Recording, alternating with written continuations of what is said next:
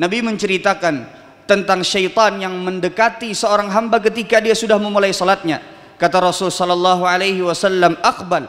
Syaitan itu akan datang hatta yakhtura bainal mar'i wa nafsihi, sampai seseorang itu mulai untuk berhayal pada salatnya dan mengganggu salatnya.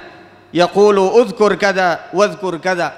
Syaitan berusaha untuk membuat seorang hamba berkhayal, kata Nabi sallallahu alaihi wasallam, dan berusaha untuk membuat seorang hamba tersebut mengingat-ingat perkara yang tidak ada hubungannya dengan salat.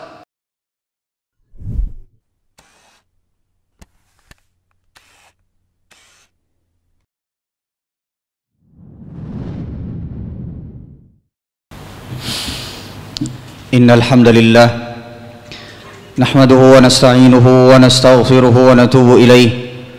ونعوذ بالله من شرور أنفسنا ومن سيئات أعمالنا من يهده الله فلا مضل له ومن يضلل فلا هادي له أشهد أن لا إله إلا الله وحده لا شريك له وأشهد أن محمدا عبده ورسوله لا نبي ولا رسول بعده أما بعد قال الله تعالى في كتابه الكريم يا أيها الذين آمنوا اتقوا الله حق تقاته ولا تموتن إلا وأنتم مسلمون. Ma'asyiral muslimin, jamaah Jumat rahimani wa rahimakumullahu jami'an. Dalam kesempatan kali ini kami mewasiatkan kepada diri kami pribadi dan kepada hadirin sekalian agar senantiasa selalu bertakwa kepada Allah Subhanahu wa taala, baik di tengah keramaian ataupun di dalam kesendirian. Ma'asyiral muslimin, jamaah sidang Jumat rahimani wa rahimakumullahu jami'an. Allah Subhanahu wa taala memuji di dalam Al-Quran bagi mereka yang mampu untuk khusyuk di dalam salat mereka. Bahkan Allah Subhanahu wa taala menjadikan kekhusyuan seseorang di dalam salat adalah tolak ukur dari keimanan seorang hamba. Allah Subhanahu wa taala berfirman di dalam Al-Quran, "Qad aflahal mu'minun." Telah beruntung, berbahagia orang-orang yang beriman.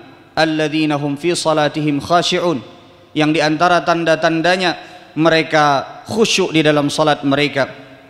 Maka pertanyaan untuk kita semua, apakah yang dimaksudkan dengan khusyuk di dalam salat? Para ulama menjelaskan khusyuk di dalam salat adalah istihdarul qalbi.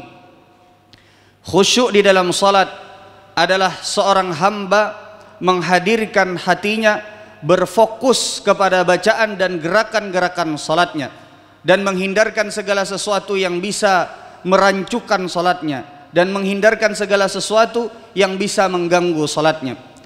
Maka setiap muslim hendaknya lah paham bahwa terkadang ada banyak sekali perkara di dalam salat kita yang itu ternyata adalah gambaran dari ketidakkhusyuan salat kita. Maka di antara gambaran tersebut yang disebutkan oleh Nabi sallallahu alaihi wasallam yang pertama adalah menghayal atau berfikir dengan pikiran-pikiran yang sebenarnya itu adalah pikiran dari luar dari gerakan dan bacaan salat. Nabi sallallahu alaihi wasallam menyebutkan dalam sebuah hadis yang sahih diriwayatkan oleh Al-Imam Al-Bukhari dan juga Imam Muslim. Nabi menceritakan tentang syaitan yang mendekati seorang hamba ketika dia sudah memulai salatnya. Kata Rasul sallallahu alaihi wasallam, "Aqbal." Syaitan itu akan datang hatta yakhtura bainal mar'i wa nafsihi, sampai seseorang itu mulai untuk berhayal pada salatnya dan mengganggu salatnya. Yaqulu udhkur kada wadhkur kada.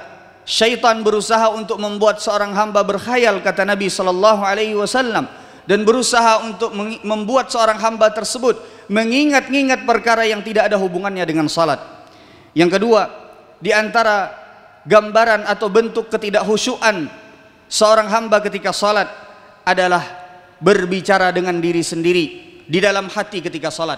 Nabi sallallahu alaihi wasallam menyebutkan di dalam sebuah hadis yang sahih dalam riwayat Imam Muslim dari Utsman bin Affan radhiyallahu taala anhu, ketika Nabi sallallahu alaihi wasallam mencontohkan tentang bagaimana berwudu yang baik dan benar, maka Nabi sallallahu alaihi wasallam mengatakan, "Man tawadda'a nahwa wudu'i hada." Siapa yang bisa berwudu sebagaimana ia berwudu melihatku atau sebagaimana wuduku ini, maka kata Nabi sallallahu alaihi wasallam, Tsumma qama, lalu kemudian dia mendirikan salat, faraka'a rak'ataini, lalu dia mendirikan salat sebanyak 2 rakaat. La yuhadditsu fihima nafsahu, lalu dia tidak mengobrol, tidak berbicara dengan dirinya sendiri ketika salat. Ghufira lahu ma taqaddama min dzambih, maka Allah Subhanahu wa taala akan mengampuni dosa-dosanya yang telah lalu. Para ulama menjelaskan dari hadis ini kita bisa melihat bahwa Nabi sallallahu alaihi wasallam menjadikan orang yang berbicara dengan dirinya sendiri pada saat salat adalah salah satu tanda seseorang tersebut tidak mendapatkan pahala dari salatnya. Di antaranya adalah pahala seseorang akan diampunkan dosa-dosanya yang telah lalu oleh Allah Subhanahu wa taala. Kemudian di antara bentuk ketidakkhusyuan seorang hamba di dalam salat yang sering kita lakukan, bahkan mungkin tidak kita sadari, adalah bahwa terkadang kita banyak bergerak di dalam salat kita, banyak melakukan gerakan-gerakan di luar salat. Padahal Nabi sallallahu alaihi wasallam bersabda di dalam sebuah hadis yang diriwayatkan oleh Abu Daud, inna fis salati la syughla, sesungguhnya orang yang salat itu adalah orang yang sibuk dengan bacaan salatnya, sibuk dengan gerakan-gerakan salatnya. Maka ma'asyiral muslimin rahimani wa rahimakumullahu jami'an, sepantasnya lah kita bertanya pada diri kita sendiri, sudahkah kita berusaha untuk bisa khusyuk di dalam salat kita? Karena ternyata kekhusyuan di dalam salat ini akan berpengaruh pada pahala salatnya seorang hamba. Maka di antara kiat-kiat yang disebutkan oleh para ulama agar seseorang bisa lebih khusyuk di dalam salatnya, kata para ulama, di antaranya yang pertama, di antara kiatnya adalah berusaha untuk mengarahkan pandangan ke tempat yang semestinya dan tidak menoleh dan tidak melirik ke kanan dan ke kiri, apalagi sampai menoleh ke atas. Nabi sallallahu alaihi wasallam menyebutkan dalam sebuah hadis yang diriwayatkan oleh Imam Ahmad, la yazalullahu muqbilan 'alal 'abdi fi salatihi, masih saja Allah Subhanahu wa taala akan menghadapkan dirinya kepada seorang hamba yang sedang salat, malam yaltafit, selama seorang hamba tersebut tidak menoleh. Para ulama sebagian menjelaskan bahwa malam yaltafit di sini, selama hamba tersebut tidak menoleh, kata para ulama, artinya seorang hamba tersebut akan bisa untuk menjaga kekhusyuannya selama dia tidak menoleh, selama dia tidak melirik ke kanan dan ke kiri dan mengarahkan pandangannya ke tempat yang semestinya ia arahkan pandangannya. Yang kedua, di antara kiat agar seorang hamba bisa menguatkan usahanya di dalam kekhusyuan salatnya adalah berusaha untuk mentadabburi bacaan-bacaan dalam salatnya, khususnya bacaan-bacaan yang berkaitan dengan Al-Quran. Allah Subhanahu wa taala berfirman dalam Al-Quran, afala yatadabbaruna al-Quran am ala qulubin aqfaluha, apakah mereka tidak ingin, apakah mereka tidak bisa, apakah mereka tidak mau untuk mentadabburi Al-Quran, untuk memahami Al-Quran, ataukah pada hati-hati mereka terdapat tutup-tutup yang membuat mereka tidak bisa untuk mentadabburi Al-Quran. Yang ketiga, di antara kiat yang disebutkan oleh para ulama agar supaya seorang hamba bisa meningkatkan kekhusyuannya di dalam salat adalah berusaha mengingat bahwasanya mungkin saja salat yang dia lakukan ini adalah salat yang paling terakhir kali baginya, karena mungkin saja Allah Subhanahu wa taala akan mencabut nyawanya setelah salatnya atau bahkan di tengah salatnya. Nabi sallallahu alaihi wasallam bersabda di dalam sebuah hadis, "Idza qumta ila sholati fasalli salata muwaddi'in." Kata Rasul sallallahu alaihi wasallam, jika engkau berdiri untuk mengerjakan salat, maka ingatlah mungkin bisa jadi itu adalah salat terakhirmu. Kemudian yang berikutnya, di antara kiat agar seorang hamba bisa menguatkan dirinya untuk bisa khusyuk adalah menghindarkan segala sesuatu yang bisa mengganggu kekhusyuannya.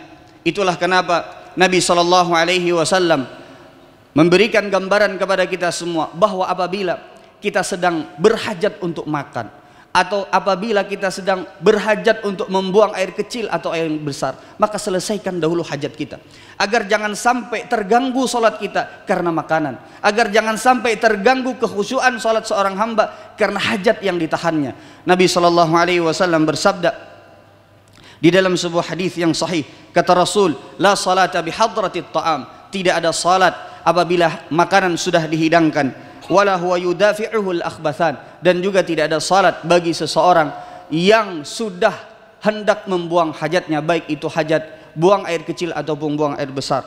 Hadis sahih diriwayatkan oleh Imam Muslim. Kemudian di antara kiat agar seorang hamba bisa untuk khusyuk di dalam salatnya adalah berusaha untuk mempersiapkan dirinya ketika ia hendak salat. Berusaha sejak ia keluar rumahnya untuk mengerjakan salat berjamaah, dia sudah berusaha untuk menghadirkan hatinya. Sudah berusaha kalau jalan ke tempat salat berjalan dengan tenang, berjalan dengan ketenangan hati dan juga ketenangan anggota badan. Nabi SAW menyebutkan, famshu alaikumus sakinata wal waqar. Kata Rasul SAW, jika kalian berjalan untuk mendirikan salat, maka berjalanlah dengan ketenangan, baik ketenangannya tersebut berhubungan dengan ketenangan hati, yang itu maknanya menjauhkan segala macam pikiran yang di luar dari hubungannya dari salat, ataupun juga ketenangan badan. Itulah kenapa kita dilarang untuk berlari untuk sampai ke masjid meskipun iqamah sudah dikumandangkan. Di antara hikmah yang disebutkan oleh para ulama adalah agar kita bisa lebih khusyuk di dalam salat kita, agar supaya nafas kita tidak terengah-engah ketika kita sudah berada di dalam salat.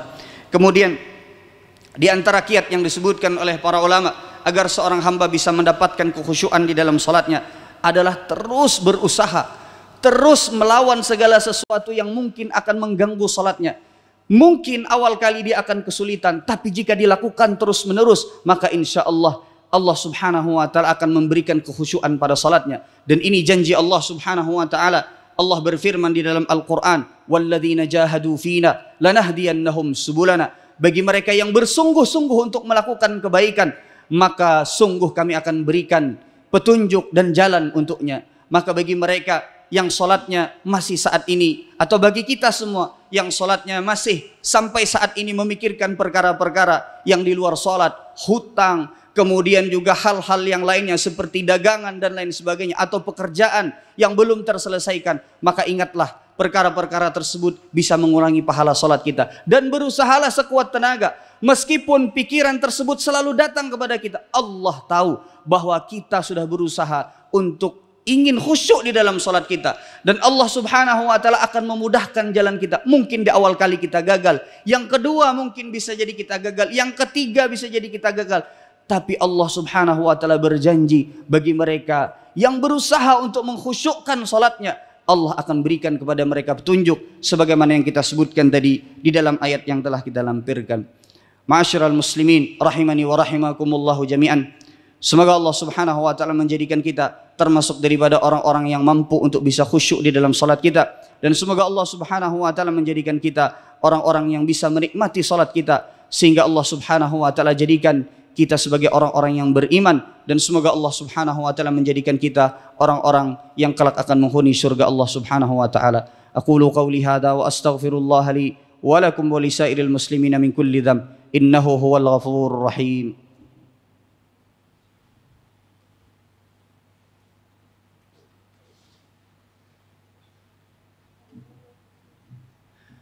Innal hamdalillah nahmaduhu wa nasta'inuhu wa nastaghfiruh wa natubu ilaihi wa na'udzu billahi min shururi anfusina wa min sayyiati a'malina. May yahdihillahu fala mudilla lahu wa may yudlil fala hadiya lahu. Asyhadu an la ilaha illallah wa asyhadu anna Muhammadan abduhu wa rasuluhu la nabiyya wa la rasula ba'dahu. Amma ba'd. Ma'asyiral muslimin, jamaah sidang Jumat rahimani wa rahimakumullahu jami'an. Sekali lagi kita memohon, bermunajat kepada Allah subhanahu wa ta'ala. Semoga Allah subhanahu wa ta'ala memberikan taufik kepada kita semua untuk bisa menikmati salat-salat kita. Dan semoga Allah subhanahu wa ta'ala memberikan taufik kepada kita semua untuk bisa istiqamah sampai nanti ajal dan kematian menjemput kita semua. Dan semoga Allah subhanahu wa ta'ala mewafatkan kita dalam keadaan husnul khatimah. Dan semoga Allah subhanahu wa ta'ala menjadikan kita adalah orang-orang yang kelak akan menghuni surganya Allah subhanahu wa ta'ala. Allahumma salli ala Muhammad wa ala ali Muhammad kama sallaita ala Ibrahim wa ala ali Ibrahim innaka hamidum majid, wa barik ala Muhammad wa ala ali Muhammad kama barakta ala Ibrahim wa ala ali Ibrahim innaka hamidum majid. Allahumma ighfir lil mu'minina wal mu'minat al ahya'i minhum wal amwat wa ya qadi al hajat.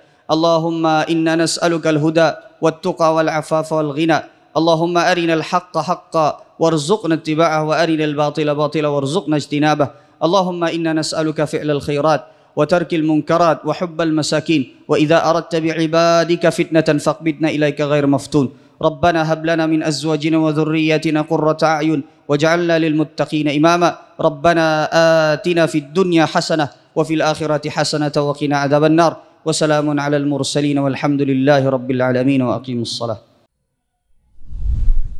Terima kasih. Jazakumullah khairan wa barakallahu fikum. Video ini dibuat atas partisipasi dari donasi Anda. Semoga menjadi amal jariah bagi Anda semuanya.